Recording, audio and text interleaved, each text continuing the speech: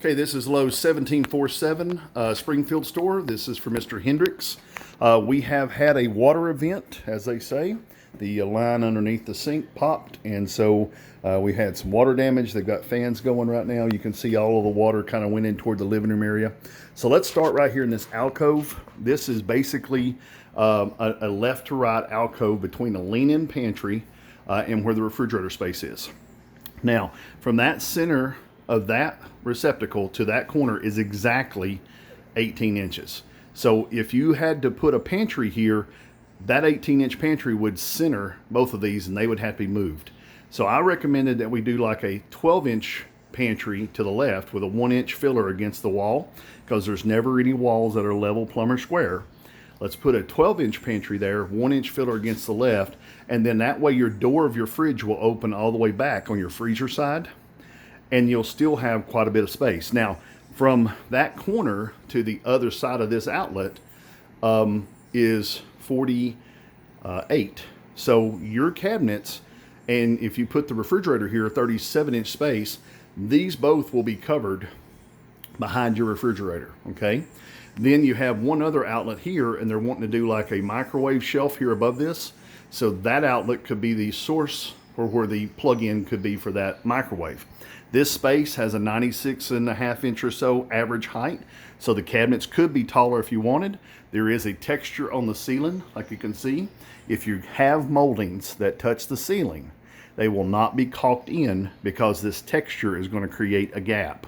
We never recommend for cabinets to go all the way against the textured ceilings, because there's a lot of maintenance that has to be done with that caulking and painting over time. Your ceilings rise and fall with the seasons.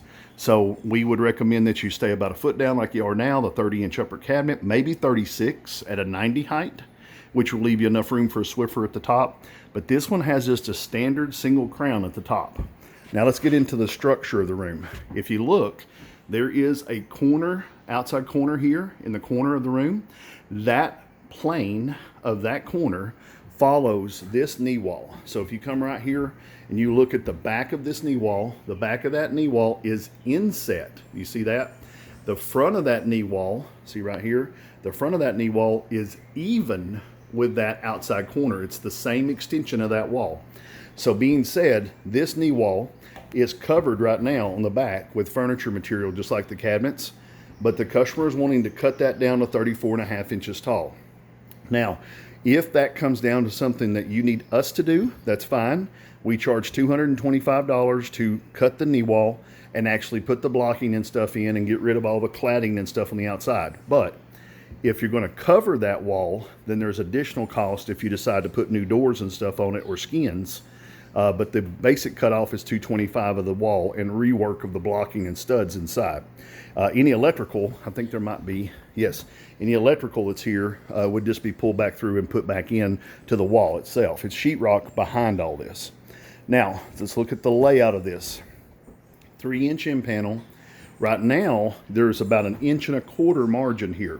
So as we start to do this layout on this wall and the length, there's a 42-inch margin. That's the space, walkway I should say, from the end of this wall to the face of that wall there. There's 42 inches in here. The countertop is actually going to come past the end of that wall, just like you see, about 1 inch past the end of that wall. So your countertop will actually be this level. Your cabinets can come to the end of this wall, but we would normally tell you to stay back about a margin of 1 inch from the end of the wall. And that's because the wall itself may not be plumb. And if you bring your cabinets all the way to the end of the wall, the cabinets will be level and plumb and the wall will not. Now we got an issue that you can eyeball. You want to stay about 1 inch back so those margins don't matter, you know, as far as the being able to see plumb or not. So stay about 1 inch back and you'll be better. 3-inch end panel here, dishwasher, 36-inch sink base. Notice the standard overlay. The standard overlay, check this out.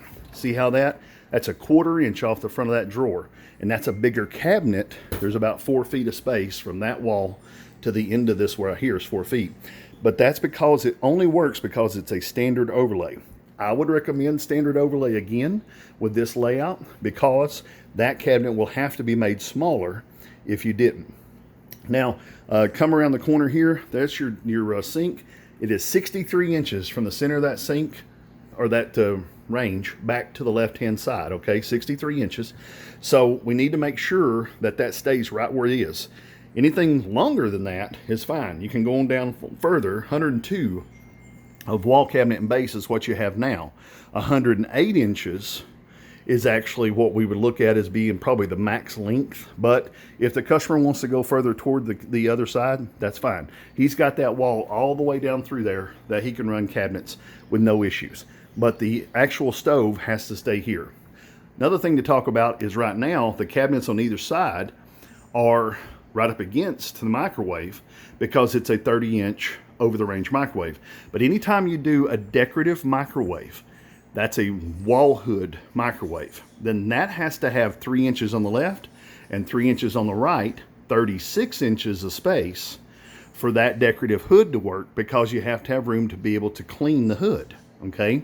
So you will need to make these cabinets to the left 45 inches long, because it's 48 right here, okay? Then that's be a 36-inch space there, and then have to be 3 more inches off that cabinet, even though this cabinet comes up against the side of the stove, all right? And hopefully that'll make sense to you when you start laying everything out, but that's how you have to use a decorative hood. You cannot put a decorative hood metal up against the wood of a cabinet. You cannot maintain either piece that way. That's pretty much it. Let me step back over here and let you see that from a distance. Good deal. And the refrigerator is 36 inches wide. We make sure that we have a 37-inch space. This is an older refrigerator. All new refrigerators are 70 inches tall, so make sure we have a 72-inch opening for the fridge. And then if you wanted to do the built-in look, which is the 12-inch utility cabinet, the deep cabinet above the refrigerator, this M panel that's here, order that as a 3/4 inch M panel. Don't put 1.5 inches. Don't put a 3-inch M panel there, because you don't have that much extra space on this wall. Put that as a 3/4. It already comes flush finished. You don't have to upgrade it. And make sure that if this is an 84 height that we're hanging the cabinets, that you order my panel at 90. I need always need a taller panel than what the cabinet set is, just in case the floors are out of level, okay? All right, if you have any other questions about this, feel free to give me a call at 423-650-1051. I've just now thought of one more thing. Always order a touch-up kit extra. Always order 2 more pieces of scribe molding than you think I need. Always order quarter round for your kitchens. Never order a kitchen without quarter round. And make sure that you order a 642, what we call a magic filler. And that's just extra material for me to be able to use for cleaning or for repair or whatever I might need it for. And then the last thing is restrictor clips. Make sure you order a bag of restrictor clips. Again, 423-650-1051 if you need to give me a call. Thank you.